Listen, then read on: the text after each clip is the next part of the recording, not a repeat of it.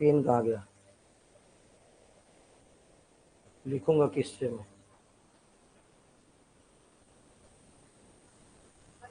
Record बंद कर दे, चालू रहेगा कोई दिक्कत नहीं है, चालू रहेगा तो भी कोई दिक्कत नहीं है।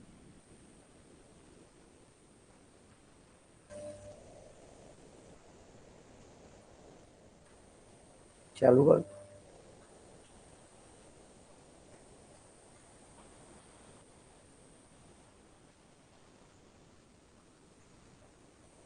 चालू करे तो चालू कर। हाँ, हो गया, स्टार्ट हो गया। और कोई क्वेश्चन पूछेगा तब मैं कैसे करूँगा।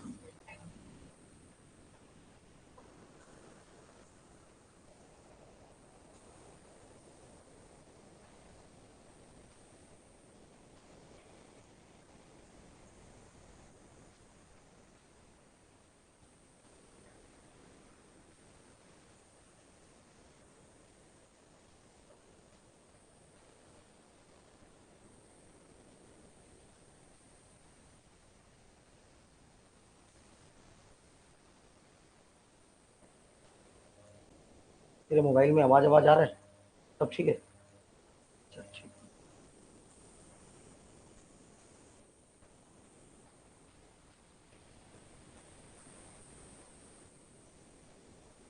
वीडियो थोड़ा सा लेट।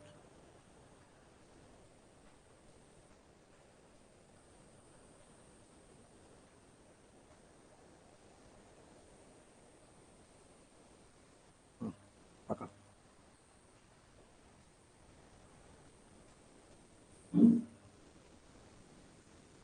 चलिए स्टार्ट करते हैं। कल यहाँ तक क्लास छुटी हुई थी। देखिए, एक बात और ध्यान रखना है आपको। मैं कल आपको एक चीज बताया था, क्या, कि जो छत्तीसगढ़ है, ये जो छत्तीसगढ़ है आपका, ये, इस पे दो प्रकार का शासन था। कितने प्रकार का शासन था? दो प्रकार का। एक तो डायरेक्ट, देखिए, कुछ जगह रियासतें थी। टोटल कितनी रियासतें? 14 रियासतें। ये 14 रियासतें थी। जो जगह बच गया, जो जगह आपका खाली है, वहां पर थे ब्रिटिश प्रांत। क्या था? ब्रिटिश प्रांत। और इन जगहों पर किनका शासन था? राजाओं का। राजा, तो इसको क्या बोलते थे? रियासत। क्या बोला जाता था? रियासत। इन रियासतों में अपने अपने शासक या रूलर्स हुआ करते थे, जिसको अपन राजा बोलते हैं। क्या बोलते हैं? राजा। अब जैसे इनको पता चल गया कि अपन आजाद होने वाले हैं, 47 में तो एकदम क्लियर घोषणा हो गई कि 15 अगस्त 1947 को क्या होगा? भारत आजाद होगा। तो इन रियासतों के पास दो ऑप्शन छोड़ा गया, या तो आप इंडिया में मिलो या पाकिस्तान में, एक ऑप्शन। और दूसरा ऑप्शन, या तो आप स्वतंत्र शासक रहिए। तो कोई भी जब ऐसा ऑफर मिलेगा तो कोई किसी का गुलाम बनना चाहेगा क्या? तो ये लोग भी आपस में तय कर लिए। कुछ ये लोगों ने अपना एक कमेटी बनाया। कल एक कमेटी का नाम बनाया, बताया था, जो बंगाल में बनी थी। कौन सी? पूर्वी राज्यों का संघ। क्या बना था? एक पूर्वी राज्यों का एक संघ बनाया गया था। ये लोग चाहते थे कि अपन ना तो भारत में रहे ना पाकिस्तान, हम लोग का खुद का एक अलग क्या रहे, शासन प्रशासन अलग चलता रहे। इसी चक्कर में ये 14 की 14 रियासतें, इनको एक करने के लिए सबसे पहले ठाकुर प्यारेलाल सिंह, ठाकुर प्यारेलाल, ठीक है, council of action in Chhattisgarh state, heading डालिए, council of action in Chhattisgarh state. Council of action in Chhattisgarh state की स्थापना करेंगे ठाकुर प्यारेलाल सिंह। और उसके सचिव रहेंगे जयप्रकाश नारायण। ये लीजिए,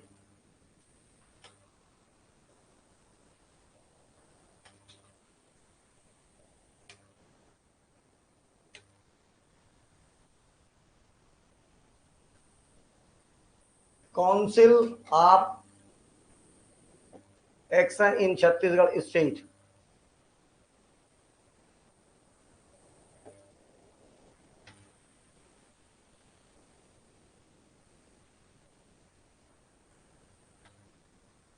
(1947) नेता, लीडर, किसके लीडरशिप में? ठाकुर प्यारेलाल सिंह। आपको एक क्वेश्चन पूछेगा, council of action in Chhattisgarh state का नेता कौन था? ठाकुर प्यारेलाल सिंह।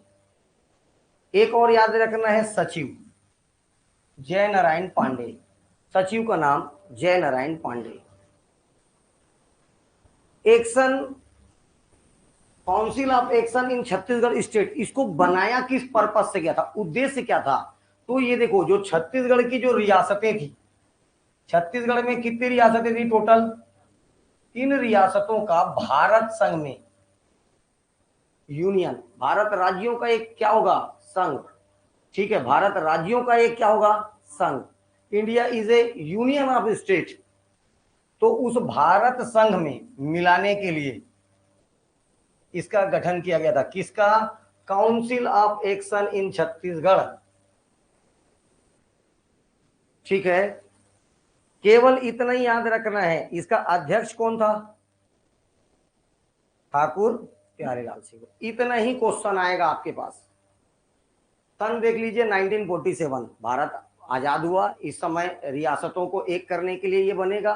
तो council of action in Chhattisgarh state का अध्यक्ष ठाकुर प्यारेलाल सिंह, सचिव जय नारायण पांडे। ये 2 नाम याद रखना है।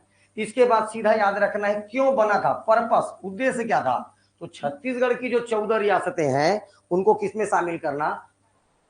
यूनियन में, भारत संघ में। ठीक है, बस।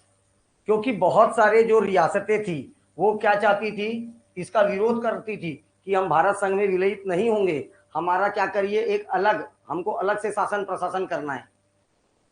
इसीलिए इसका गठन किया गया। इसके बाद एक इंपॉर्टेंट बैठक होगा रियासतों की राजाओं का। इस बैठक को ऑर्गेनाइज करेंगे खुद सरदार वल्लभ भाई पटेल। तो इनमें भाग लेने के लिए छत्तीसगढ़ की रियासत से लोग कहां जाएंगे? नागपुर। तो हेडिंग डालिए, राजाओं की ऐतिहासिक बैठक, historical sittings of princely Kings, मतलब राजा, राजाओं का ऐतिहासिक बैठक।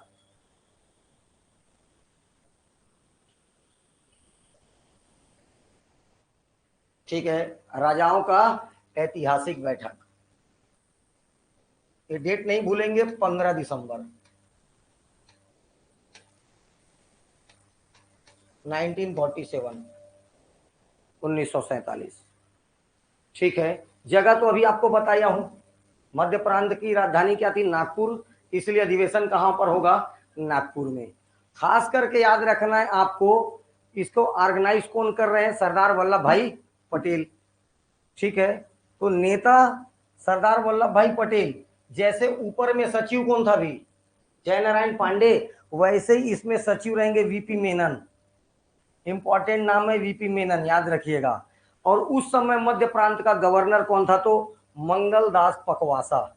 चारों नाम याद रखना है। और मध्य प्रांत का मुख्यमंत्री कौन था? रविशंकर शुक्ल। 4 नाम याद रखने हैं।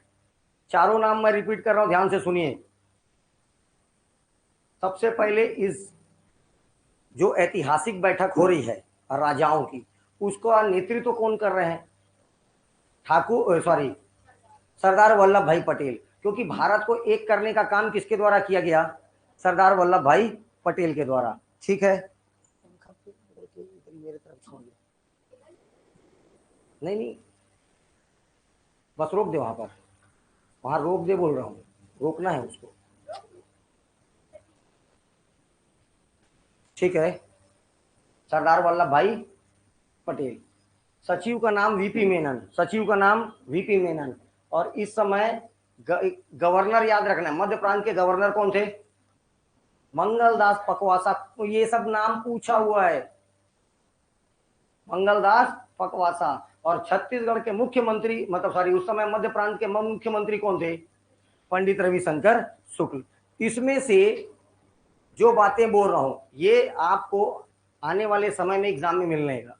ठीक है, क्या बोलेगा, राजाओं की जो ऐतिहासिक बैठक हुई है उस पर निम्नलिखित कथनों पर विचार करिए। पहला पॉइंट लिखना है, इसमें छत्तीसगढ़ की कुल 13 रियासतों ने भाग लिया। कितनी रियासतों ने भाग लिया? 13 रियासतों के ने भाग लिया, एक बात। दूसरी बात, एक पॉइंट। दूसरा पॉइंट, इसमें सरदार वल्लभ भाई पटेल ने इनके लिए अलाउंस, भत्ते की घोषणा किया, भत्ता, अलाउंस, पहला घोषणा।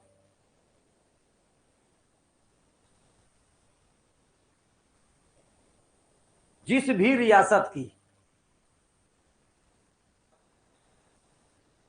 भी रियासत का मासिक आय 1 लाख रुपए है,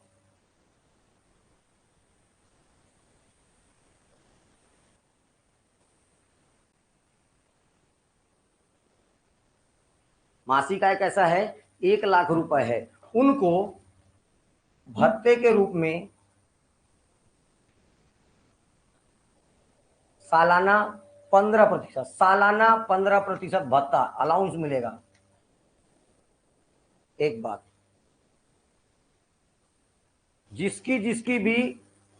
जिनका भी इनकम कैसा हो, 1 लाख से वार्षिक आमदनी, एक वार्षिक आय या आमदनी, सॉरी वार्षिक, मंथली नहीं, वार्षिक, ईयरली, वार्षिक आय 1 लाख रुपए है, उसको 15% क्या मिलेगा, अलाउंस, भत्ता मिलेगा। दूसरा, ऐसे रियासतें जिनकी आमदनी 4 लाख रुपए है, दूसरा पॉइंट, ऐसी रियासतें जिनकी आमदनी 4 लाख रुपए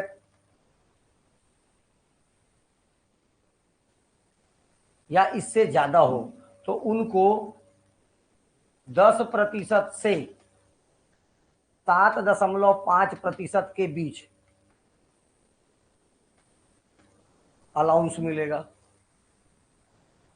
जब इन सब बातों को, सरदार वल्लभ भाई पटेल के बातों को सुने तो सभी के सभी ने विलय पत्र पर हस्ताक्षर करने की एकदम योजना ही बना लिया कि हमको विलय मिलना है।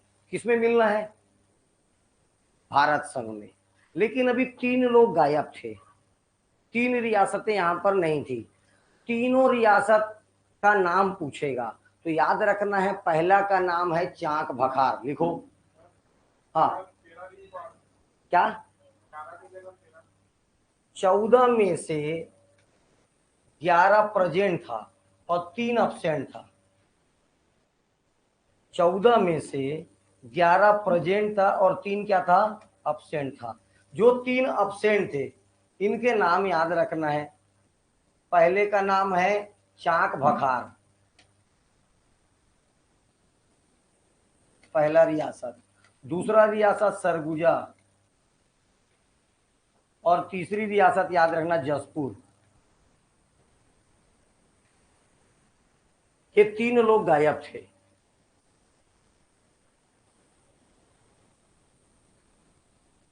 ठीक, फाइनली सबने मन तो बना ही लिया है, किसमें मिलना है? भारत संघ में मिलना है। फाइनली जब क्वेश्चन पूछा जाएगा ये भारत संघ में इनका विलय कब होता है, तो छत्तीसगढ़ के रियासतों का विलय, ये ही डेट आपको याद रखना है, 1 जनवरी 1948। कब मर्ज होते हैं ये लोग इंडियन यूनियन में? 1 जनवरी 1948। ठीक है, देखिए छत्तीसगढ़ के रियासतों का विलय, ये डेट याद रखना है, 1 जनवरी 1948, 1 जनवरी 1948 को ये सारे के सारे 14 रियासतें किसमें मिलेगी? भारत संघ में। किसके लीडरशिप में? In the leadership of Sardar Vallabh भाई पटेल। ये जिम्मेदारी पूरे केंद्र में किसको थी? सरदार वल्लभ भाई पटेल को। कि सारी रियासतों को कौन जोड़ेगा? आप। ठीक है, और सहयोगी किसका? ये देखिए सहयोगी पूछ चुका है व्यापा माला, पंडित रविशंकर शुक्ल। हमारे छत्तीसगढ़ का उस समय मुख्यमंत्री या मध्य प्रांत का मुख्यमंत्री कौन था? पंडित रविशंकर शुक्ल, ये सहयोगी थे। सभी रियासतों के शासकों को जो आपका संविलियन पत्र है इस पर हस्ताक्षर किए गए। मर्जर लेटर मतलब अनुबंध पत्र, तो विलीन होने के लिए संविलन, तो ये सब के सब क्या चाहते थे? भारत संघ में मिलना चाहते थे। इसी को बोलते हैं विलय पत्र, मर्जर लेटर। ठीक है, मर्जर पत्र, मर्ज होना मतलब एक साथ इकट्ठा हो जाना। तो छत्तीसगढ़ के 14 रियासतों का संविलियन सरदार वल्लभ भाई पटेल के मार्गदर्शन में किया गया। अरे 562 देसी रियासत, ये तो 14 है, 562 टोटल देसी रियासत थे इंडिया में।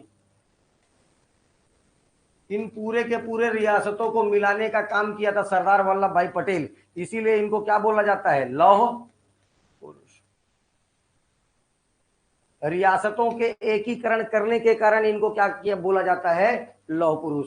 आपको कुछ नहीं याद रखना है, भारतीय संघ में विलय पत्र पर, मर्जर लेटर विलय पत्र पर हस्ताक्षर करने वाला छत्तीसगढ़ का पहला रियासत याद रखना है राजनांदगांव।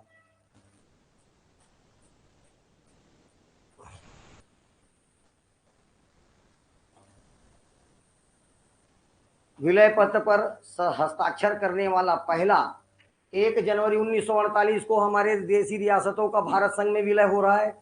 इसमें से एकमात्र नाम जो सबसे पहले भारत संघ में शामिल होने के लिए विलय पत्र पर सिग्नेचर किया, राजनांदगांव रियासत के राजा नाम का था, लेकिन हस्ताक्षर करने वाली रानी थी जयंती देवी, नाम भी याद रखना है। ठीक है, ये अपने पुत्र के संरक्षिका के रूप में काम कर रही थी, नाम है जयंती देवी, याद रहेगा क्या नाम है? जयंती देवी। क्लियर?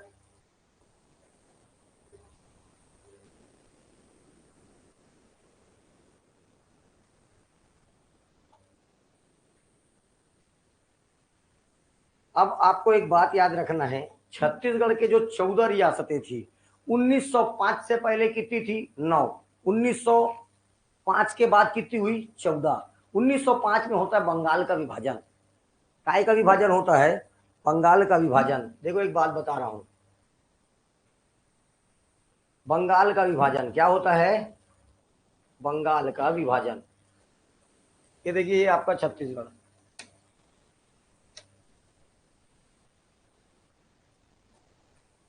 1905 की एक घटना देखिए, जब होता है बंगाल का विभाजन, तो ये जो हमारा जो ये पहले ये जो क्षेत्र है, ये जो क्षेत्र दिख रहा है, ये भारत का, ये छत्तीसगढ़ का हिस्सा हुआ करता था।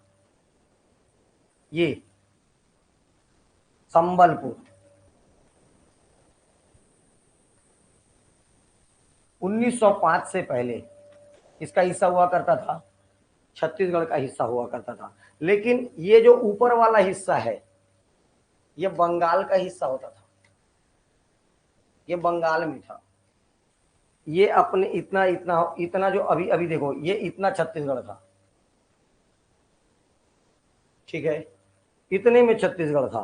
बाद में 1905 में जब बंगाल का विभाजन हुआ तो ये जो बंगाल के क्षेत्र में था, ये लोग बोलते थे छत्तीसगढ़ी। क्या बोलते थे? छत्तीसगढ़ी बोलते थे। ये लोग बोलते थे छत्तीसगढ़ी और रहते थे बंगाल में, और ये लोग बोलते थे उड़ीसा और रहते थे छत्तीसगढ़ में। और रहते कहाँ थे? छत्तीसगढ़ में। तो 1905 में क्या किया गया, जब बंगाल का विभाजन हुआ तब ये जो 5 रियासतें, 5 रियासत नाम अभी बता रहा हूं आपको, इसको दे दिया जाता है छत्तीसगढ़ को, और संबलपुर वाला हिस्सा को काट कर कालाहांडी, संबलपुर, ठीक है, कोरापुर, ये वाला जो क्षेत्र है, ये वाला क्षेत्र किसको दे देते हैं? उड़ीसा को। किसको दे देते हैं? उड़ीसा को। और ये कौन सी 5 रियासतें? 1905 से पहले अपने पास कितनी रियासतें थी? 9। देखो, बस्तर का दोनों, बस्तर कांकेर, लाइन से 4, राजनांदगांव, छुई खदान, नहीं राजनांदगांव बाद खैरागढ़, फिर छुई खदान, फिर कमरधा, ये 4। जस्ट इधर शक्ति, सारंगढ़, रायगढ़, 4 3 7 और 2 9। 4 3 7 और 2 9। अब अपने पास कौन 5 रियासतें आई? तो पहला चाक बखार,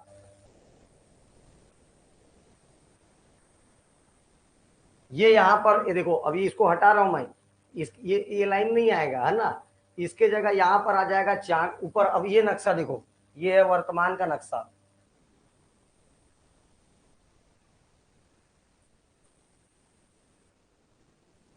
ये वर्तमान का नक्शा है। तो ये वाला हिस्सा मिला चाक बखार, ये वाला हिस्सा मिला कोरिया, ये वाला हिस्सा मिला सरगुजा, ये वाला हिस्सा मिला जसपुर, और ये थोड़ा सा और नीचे वाला हिस्सा उदयपुर। ये 5 जगह अपने को बंगाल के विभाजन के बाद मिले 1905 में। तो 9 और 5 कितने हो गए? 14। 1905 से पहले हमारे पास रियासतों की संख्या कितनी थी? 9। 1905 के बाद रियासतों की संख्या कितनी हुई? 14। कौन कौन से 5 रियासतें आई? चाक बकार, कोरिया, सरगुजा, जसपुर और उदयपुर। ठीक, ये लो, इसी को लिख लो जिसको लिखना है। जिसको मैप याद हुआ है वो तो अभी उसको हो गया याद, जिसको मैप याद नहीं है वो उतारिए।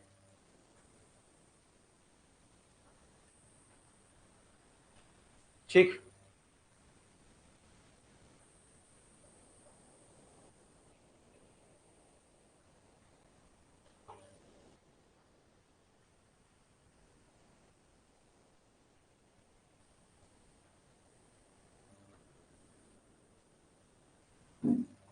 आपको राजवंश भी जानना पड़ेगा, कौन कौन सी जगह कौन कौन सा राजवंश था।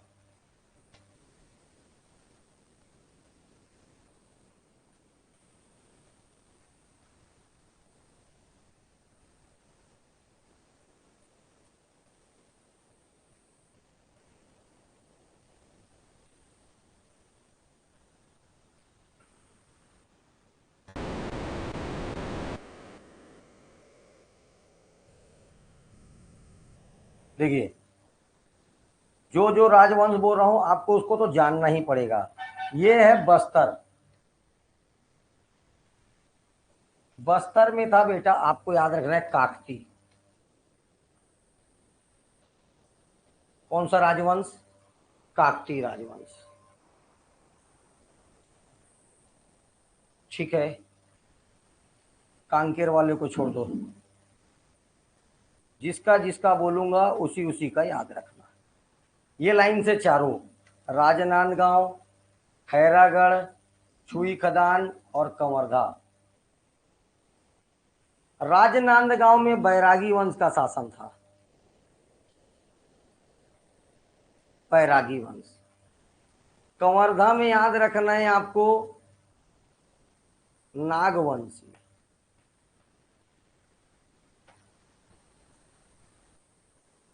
छुई खदान में फिर से वापस बैरागी।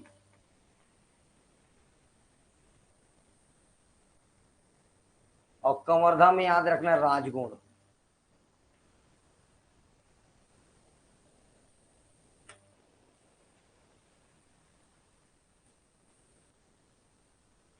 राजगुण। जबकि इधर आइए, शक्ति, राजगुण। शक्ति के बाजू में सारंगढ़, राजगुण। सारंगढ़ के ऊपर में रायगढ़, राजगुण। इसके ऊपर में उदयपुर को छोड़िए, ये सरगुजा याद रखना है। ठीक है, यहां पर रक्सेल वंश था। कौन सा वंश? रक्सेल वंश। जितना बोला हूं उतना ही याद रखना है, बाकी कुछ भी याद नहीं रखना है। कहां पर किसका शासन था? हाँ, रक्सेल, सरगुजा का रक्सेल। बस जितना बोला उतने में ध्यान देना है। ठीक है बेटा, तो आपको इतनी बातें याद रखनी, कौन कौन से जगह कौन कौन सा वंश है। तो बस्तर में काकती वंश, ये तो इतना बार पढ़ डाले, इसको पढ़ने की जरूरत नहीं है। बस्तर में किसका? काकतियों का। इसके बाद यहां से लाइन से याद रखना है, बैरागी, नाग, बैरागी, राजगुण। लाइन से बोलना है, बैरागी नाग बैरागी राजगुण, बैरागी नाग बैरागी राजगुण, लाइन से चारों। हाँ, लेकिन मैप याद होना चाहिए। अब आप क्या कर रहे हो, राजनांदगांव के ऊपर में छुई खदान को याद कर रहे हो तो फिर यही गलत हो गया सीक्वेंस। राजनांदगांव के ऊपर खैरागढ़, खैरागढ़ के ऊपर छुई खदान और उसके ऊपर कंवरधा, तब बोलोगे बैरागी नाग राजगुण, सॉरी बैरागी नागवंश बैरागी और राजगुण, ये हो गया 4 से लाइन। इस पार तो पूरा तीनों लाइनों के लाइन से क्या है, राजगुण। और एक याद रखना रक्सेल, ये रक्सेल वाला पूछ चुका है, दोनों पूछ चुके हैं, पीएससी भी और व्यापम भी। रक्सेल, सरगुजा में किन रियासतों किन शासकों का शासन था, रक्सेल वंश का। कौन से वंश का, रक्सेल। इसको पूछेगा ही नहीं, बस्तर में आग बंद करके आदमी मारता है, काकती, ये तो इतने बार पढ़ लिए रहता है। छत्तीसगढ़ पढ़ते पढ़ते काकती को नहीं जानेगा, किसको जानेगा। चलें आगे, कोई दिक्कत इतने में। अब तुमको चाहिए मदद, ये लीजिए,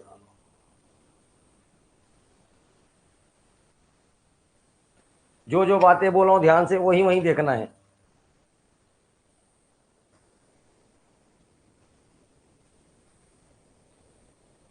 काकती वंश, राजनांदगांव में बैरागी वंश, खैरागढ़ में नागवंश, छुई खदान में बैरागी वंश, कंवर्धा में राजगुण।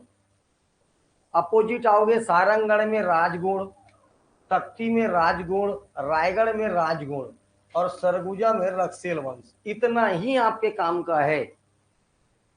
क्लियर, ठीक।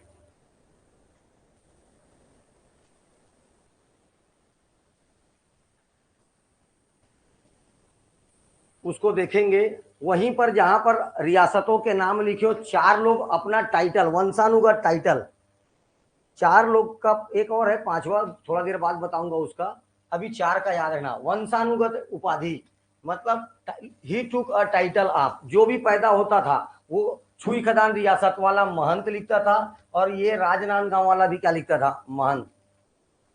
क्योंकि छुई खदान में और राजनांदगांव में दोनों में किस प्रकार का वंश था, बैरागी वंश। कौन सा वंश था, बैरागी वंश। और ये लोग काय की उपाधि धारण करते थे, महंत। महंत काय का उपाधि धारण करते थे, महंत। गुरु घासीदास सिंह को जानते हो, अभी मैं बोला गुरु, गुरु घासीदास से, गुरु घासीदास जी कौन से धर्म के प्रवर्तक हैं, सतनाम पंथ के। तो कभी कभी देखो एक नाम और आता है, महंत घासीदास, महंत। अब आपको मैं बोल रहा हूँ गुरु घासीदास और आपको क्वेश्चन में मिलेगा तो गुरु को ही तो महंत बोलते, ऐसा नहीं है, दोनों अलग अलग पर्सनालिटी है। देखो कंफ्यूजन हमको भी जब पढ़ते थे तो जो चीजों में होती थी छोटी छोटी बारीकियां, आपको देखो महंत, मैं बोल दिया महंत घासीदास और एक बोला गुरु घासीदास, ये दोनों मैं आपको ये बताना चाह रहा हूं अलग अलग है। कई जगह क्या होता है गुरु को ही महंत बोल देते हैं, क्या बोल देते हैं, महान संत, ठीक है। तो गुरु को ही क्या बोलते हैं, तो दोनों अलग अलग पर्सनालिटी हैं। महंत घासीदास संग्रहालय रायपुर, नाम सुने हो, महंत घासीदास संग्रहालय कहाँ है। अब वो कौन से घासीदास का बात कर रहा है, राजनांदगांव वाले महंत घासीदास का। गुरु घासीदास बोलेगा तो याद रखना है अपने सतनाम पंथ वाले। क्लियर हुई बातें। तो ये लोग काय का उपाधि लेते थे, छुई खदान रियासत और राजनांदगांव रियासत के लोग महंत की। ये पूछ चुका है, कांकेर रियासत के राजा कौन सी उपाधि लेते थे, ही टूक अ टाइटल ऑफ महाराजा धीराज, ठीक है। राजा भानु प्रताप सिंह देव, भानु प्रताप देव, ये सब लोग काय की उपाधि लेते थे, महाराजा धीराज की। काय की उपाधि धारण करते थे, महाराजा धीराज की। चाक भखार का रियासत के राजा लोग, चाक भखार के लोग काय की उपाधि लेते थे, भैया। ये अभी तक बना नहीं है लेकिन भविष्य का सवाल है। चाक भखार रियासत के राजा काय की उपाधि लेते थे, भैया, ठीक। अब वन लाइनर डायरेक्ट पूछे जाने वाले सवाल, वन लाइनर डायरेक्ट पूछा जाने वाला सवाल, एक एक लाइनर, एक एक लाइन का, और आप भी एक एक लाइन में लिखते जाइए। जैसे 14 रियासतों में सबसे बड़ी रियासत, बस्तर। 14 रियासतों में सबसे बड़ी रियासत बस्तर। अगर बस्तर ऑप्शन में नहीं है तो सरगुजा दूसरे नंबर का सबसे बड़ा रियासत।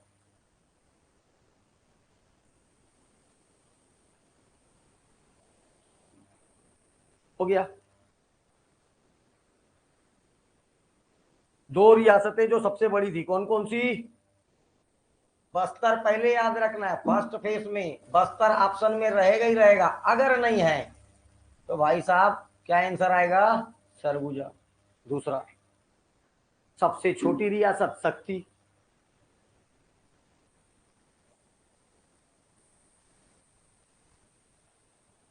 सबसे छोटी रियासत शक्ति। तो कैसे याद रखोगे? घर में सबसे छोटे भाई या छोटी बहन को सारी शक्तियां प्राप्त होती है, वैसे ही याद रखना है, शक्ति सबसे छोटा।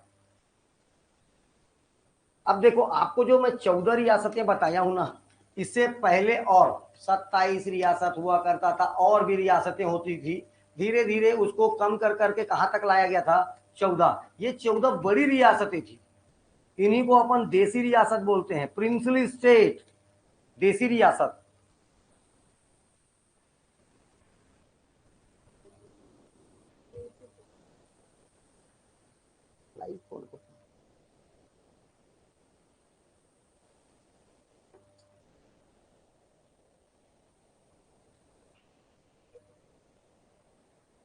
कितने लोग लाइव हैं? नहीं आएगा ना, क्यों नहीं आएगा? ठीक है। छत्तीसगढ़ का एक देखो, छत्तीसगढ़ का एकमात्र मुस्लिम रियासत पेंड्रा। छत्तीसगढ़ में सर्वाधिक पिंडारी, देख पिंडारी के नाम से ही तो नाम पड़ा था पेंड्रा, पेंड्रारी, पेंड्रारी, क्या हो गया? पेंड्रा। ठीक है। तो पिंडारियों के लूट के लिए कौन सी रियासत प्रसिद्ध थी? तो भी पेंड्रा। कौन सी थी? पेंड्रा।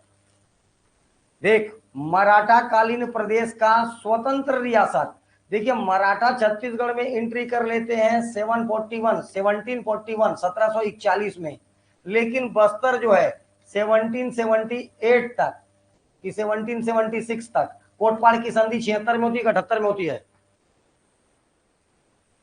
1976 में कोटपाड़, 1776 में कोटपाड़ की संधि होती है, 78 में आए? तब तक ये एक स्वतंत्र रियासत थी, इसीलिए बोला मराठा कालीन प्रदेश का स्वतंत्र रियासत कौन था? बस्तर। ठीक। आगे देखिए, सबसे ज्यादा मराठों को टकोली कौन देता था? खैरागढ़ के राजा।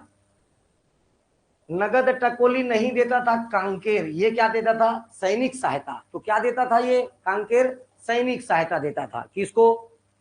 मराठों को भी दिया इसने, कलचुरियों को भी दिया। इसके बाद याद रखना है, जमींदारी जब्त करने की एकमात्र घटना, एकमात्र जमींदारी जिसको कोरबा जमींदारी को।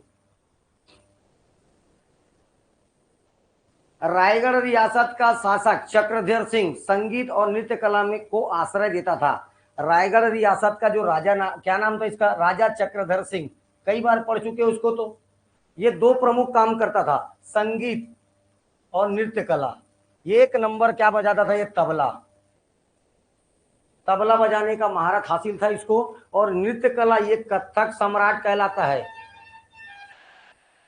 क्या कहलाता है ये?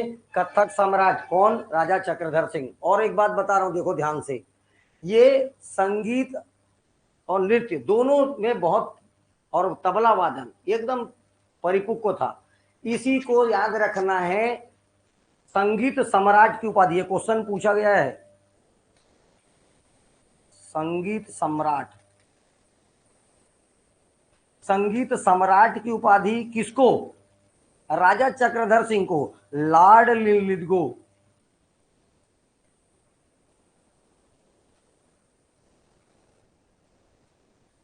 लॉर्ड लिलिथगो के द्वारा राजा चक्रधर सिंह को संगीत सम्राट की उपाधि दी गई थी। इसका एक और शिष्य था, पंडित कार्तिक राम। पता नहीं पीएससी को उससे क्या बड़ा अजीब टाइप का प्रेम है पंडित कार्तिक राम से। 3-4 बार सवाल पूछ चुका है, पंडित कार्तिक राम किस विधा से संबंधित थे, तो याद रखना है किससे, कथक, क्योंकि गुरु कौन था उसका, राजा चक्रधर सिंह, ये भी कि कौन से क्या थे, कथक, तो इनका नाम याद रखना है पंडित कार्तिक राम। इसकी एक रचना, अब इतना बता ही दिया हूं तो इसकी एक रचना याद रखना है बहुत सारी, मैं आपको एक ठो बता रहा हूं, ठीक है। तयोताल निधि,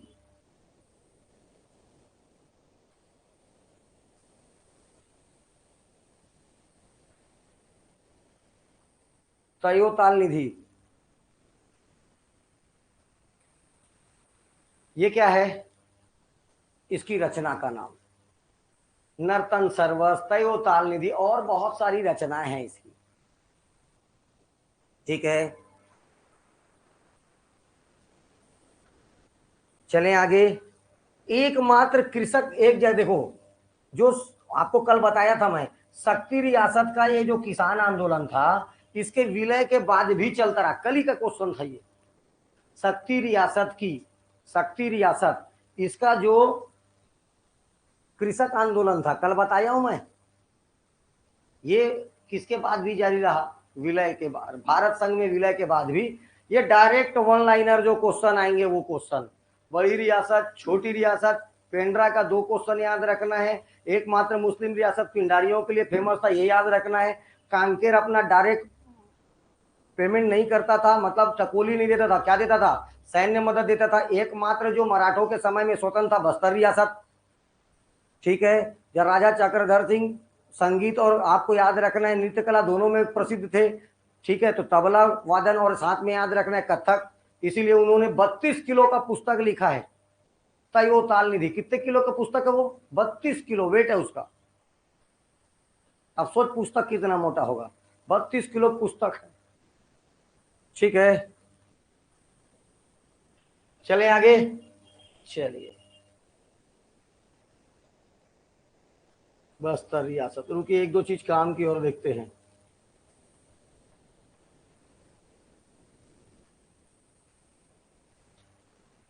ये काम का नहीं, चलिए अब मैं जितना बोल रहा हूं देखो, मैं तुमको ये नहीं पढ़ाने आया हूं क्या, अब आपको मैं सिर्फ रियासतों के बारे में जो कुछ कुछ बातें बताऊंगा वही आपके काम का है।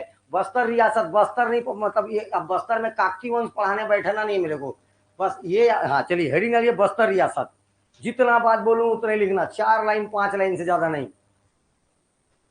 बस्तर रियासत,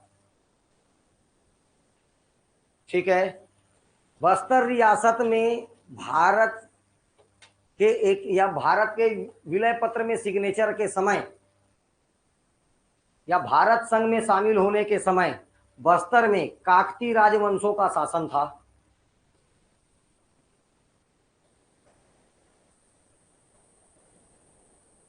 बस्तर में कौन सा राजवंश था, काकती राजवंश, एक बात। दूसरा बात, काकती राजवंशों का संस्थापक याद रखना, संस्थापक 1-2 बात बता देता हूं,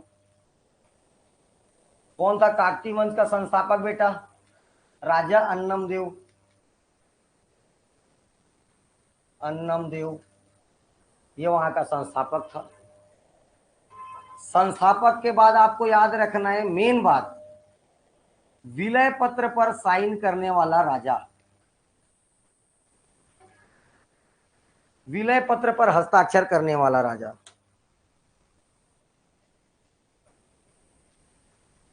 विलय पत्र पर सिग्नेचर करेगा प्रवीण चंद्र भंजदेव,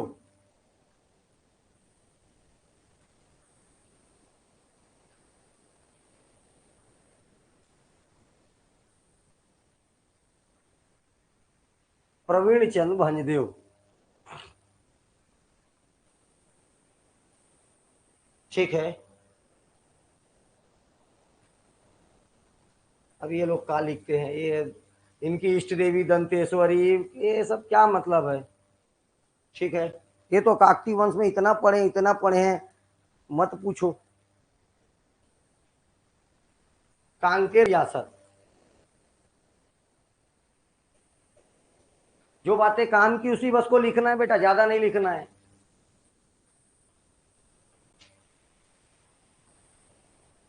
जैसे कांकेर का प्राचीन नाम काकराय, पहला चीज।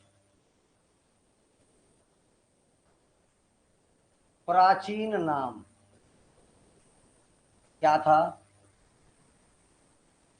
काकराय। इस काकराय का दो अर्थ निकाला गया। पहला, इसका शाब्दिक अर्थ पूछेगा। पहला,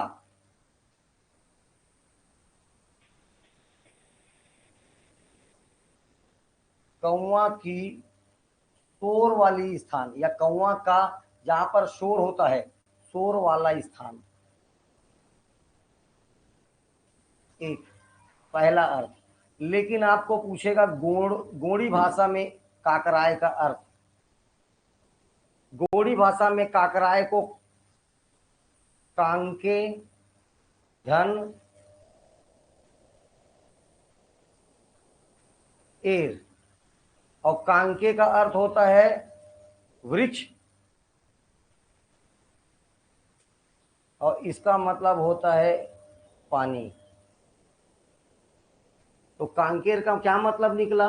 वृक्ष और पानी। दो अर्थ निकलते हैं। कौवे की शोर वाला स्थान तब कहलाएगा काकराय, और दूसरा एक का मतलब होता है कांके धन एर, कांकेर, तो इस कांके का अर्थ होता है एक वृक्ष, और एर का मतलब होता है पानी। ठीक है, राजधानी याद रखना है कांकेर।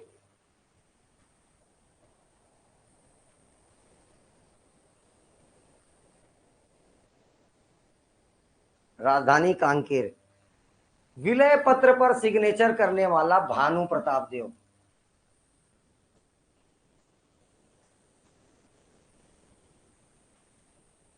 यही काम का है, भानु प्रताप देव। इसी ने अपने नाम से भानु प्रतापपुर एक तहसील पड़ते हैं कांकेर में, भानु प्रतापपुर तहसील, वो तहसील इसी के नाम से बसा हुआ है, भानु प्रताप देव। भानु रे भानु। ठीक है,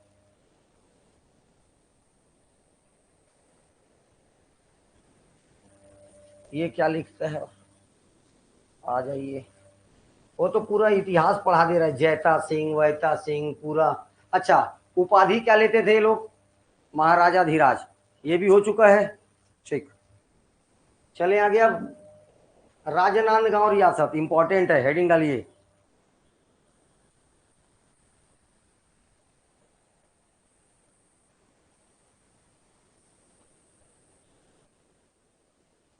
राजनांदगांव, तो इसका देखो, कृष्ण के पिता का नाम क्या था? नंद, और उसके गांव के लोग, उसके जो गांव में जो लोग रहते थे, इन दोनों के नाम को जोड़कर बन गया नांदगांव। पहले इसका क्या नाम था? नांदगांव। लेकिन जब स्टेशन बना, क्या बना? स्टेशन। नांदगांव का जब स्टेशन बना, तब उसका नाम पड़ गया राजनांदगांव।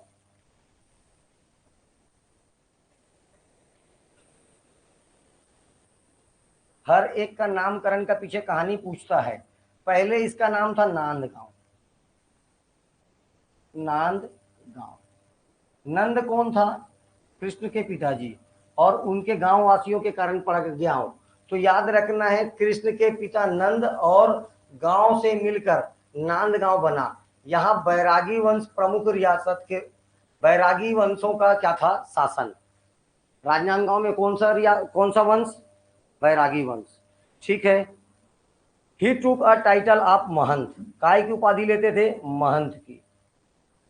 ठीक, आपको ये याद रखना है, हरिदास वास्तविक संस्थापक था राजनांदगांव रियासत का। हरिदास,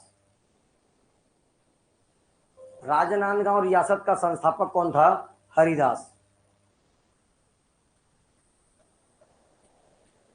अब ध्यान से देखना, महंत घासीदास के नाम से रायपुर में क्या है? संग्रहालय, म्यूजियम है। इसके बाद बलराम दास जब बीएनसी मिल बनता है, वो क्वेश्चन यही पूछा है, बीएनसी मिल बन के समय राजनांदगांव रियासत पे किनका शासन था? तो बलराम दास का। ठीक है। राजनांदगांव रियासत के विलय के समय वहां का राजा कौन था? तो दिग्विजय। इधर ध्यान से देखो मैं क्या बोल रहा हूं, महंत दिग्विजय दास वहां का शासक था, लेकिन विलय पत्र पर सिग्नेचर किया इसके बदले जयंती देवी।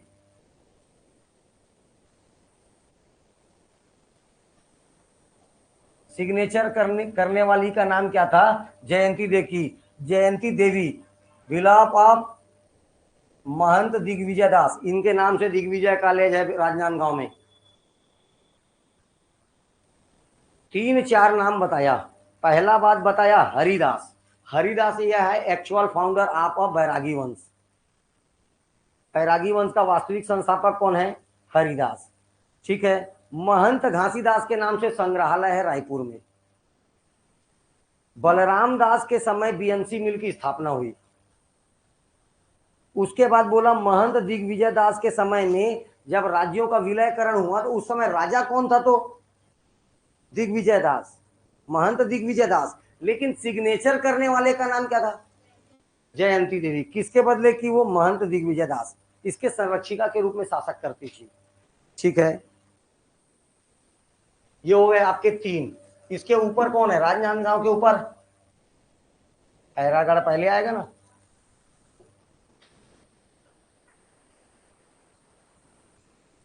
खैर, कौन सा पेड़? खैर पेड़ की अधिकता होने के कारण, किस पेड़ की? खैर पेड़ की अधिकता होने के कारण नाम पड़ गया खैरागढ़।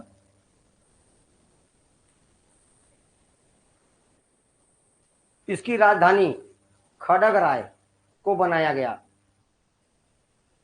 पहले राजधानी थी खोलवा, बाद में बना कौन? खैरागढ़। इस खैरागढ़ को खड़गराय ने बसाया था। इसी वंश का एक राजा था खड़गराय। खैरागढ़ खड़गराय, खैरागढ़ खड़गराय, कोई दिक्कत नहीं होना चाहिए। इस वंश का अच्छा, ये अपना ये भी क्या लिखते थे? कौन सा वंश है? खैरागढ़। तो ये नागवंश, किनका शासन था यहां पर? नागवंश, एक प्रकार का राजपूत वंश है, ये भी याद रखना। ठीक है। संस्थापक का नाम याद रखना है आपको, लक्ष्मी निधि राय।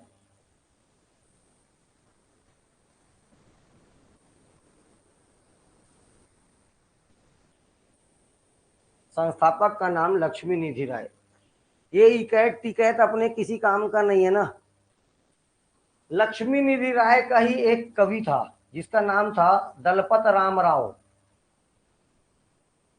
दलपत राम राव या दलपत राम राय लिखेगा कहीं पर, दलपत राम राव। इसका एक क्या था? दरबारी कवि था। इसने अपने कविताओं में सबसे पहले छत्तीसगढ़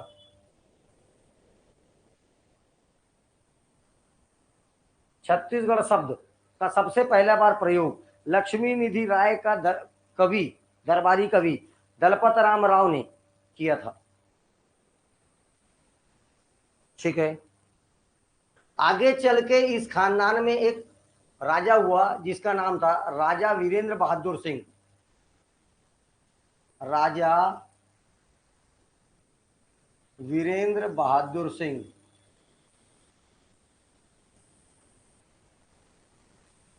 इसकी एक और इसकी पत्नी का नाम था पद्मावती। इसकी एक पुत्री थी जिसका नाम था इंदिरा। इसकी पुत्री का क्या नाम था? इंदिरा। इसका क्या होता है? बाल्यावस्था में ही मृत्यु हो जाती है। ये राजा रानी इससे बहुत प्रेम करते थे, तो इसके नाम को अमर करने के लिए इन्होंने अपने ही किले में कुछ स्थान, एक इसके नाम से एक यूनिवर्सिटी खोलने के लिए दिया जिसका नाम आज इंदिरा कला संगीत विश्वविद्यालय है। इंदिरा कला संगीत विश्वविद्यालय किसके नाम से है? रानी इंदिरा के नाम से। एक बार व्यापम वाला पूछता है इंदिरा कला विश्वविद्यालय किसके नाम पर है? पहला ऑप्शन इंदिरा गांधी। 80% लोग पहले मार लिए इंदिरा गांधी को। उसके बाद कुछ लोग जो पढ़े थे बाद में वो पहुंचे डी नंबर पर, उसमें लिखा था राजा वीरेंद्र बहादुर और पद्मावती की पुत्री। अल्लाह, तो हड़बड़ी ना करें। पहले चारों ऑप्शन थोड़ा सा पढ़ लें। तो इंदिरा कला संगीत विश्वविद्यालय, अब आपको याद रखना है विलय पत्र पर सिग्नेचर करते समय ये राजा वीरेंद्र बहादुर सिंह ही विलय पत्र पर साइन करता है। आपसे यही क्वेश्चन पूछा जाएगा, रियासतों के विलयकरण के समय, ठीक है, वहां का राजा कौन था या विलय पत्र पर साइन किसने किया।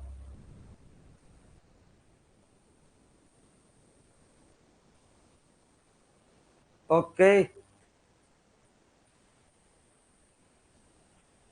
चलें आगे। अब खैरागढ़ से ऊपर चलेंगे तो क्या पड़ेगा, फिर से वापस छुई खदान। तो छुई, छुई माने आज भी गांव में छत्तीसगढ़ के लोग गांव तरफ किसमें डेली लिपापोती करते हैं, छुही में। छुही मतलब होता है चूना पत्थर, है ना, वो छुही बोलते हैं हम लोग, ठीक है। छत्तीसगढ़िया लोग क्या बोलते हैं उसको, छुही। ये एक मिट्टी का प्रकार है, काय का प्रकार है, मिट्टी का। तो छुही नामक मिट्टी की खदान होने के कारण इस रियासत का नाम छुई खदान पड़ा। प्रारंभ में इसकी राजधानी कोड़का था, ये क्वेश्चन आ चुका है। किस रियासत की राजधानी कोडका था, कोडका, कोडका बोल लोगे, कोडका। बाद में इसकी राजधानी क्या बनी, छुई खदान। यहां पर भी लोग काय की उपाधि धारण करते थे, महंत की।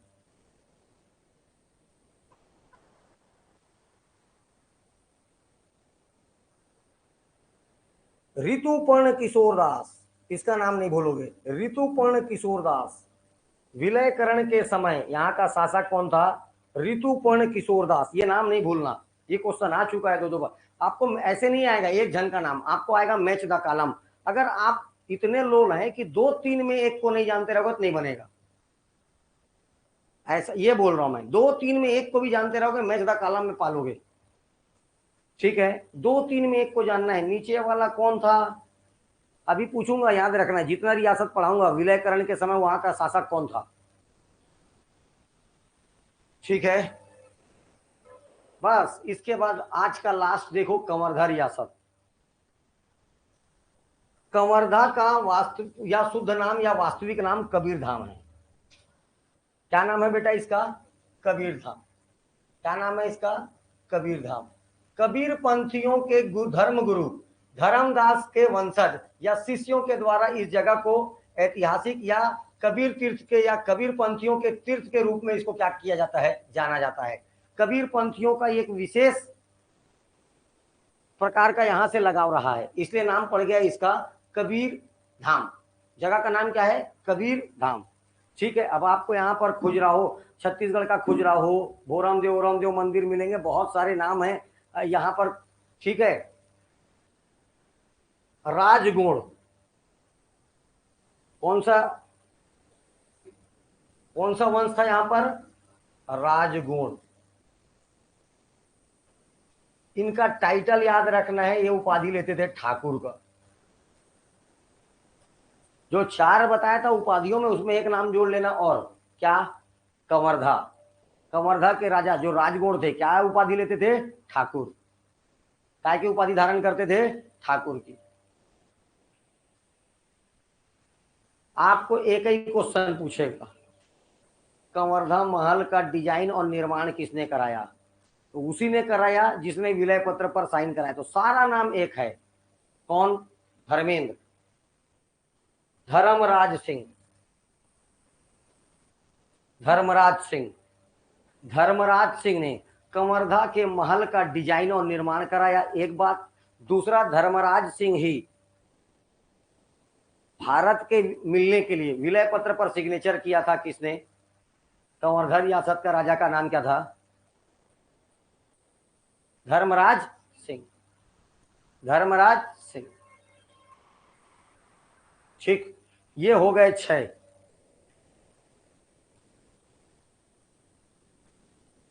चलिए, कौन मेरे को 6 का 6 नाम बताएगा।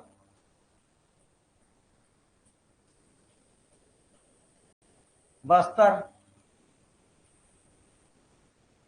प्रवीण चंद, ठीक।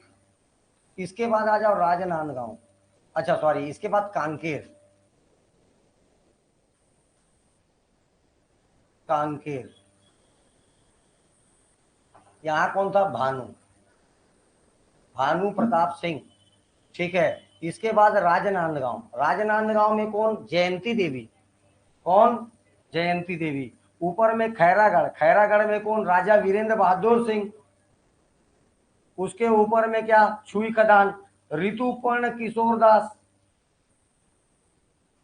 इसके ऊपर में क्या? कबीरधाम, कबीरधाम में अभी कौन बताया? धर्म।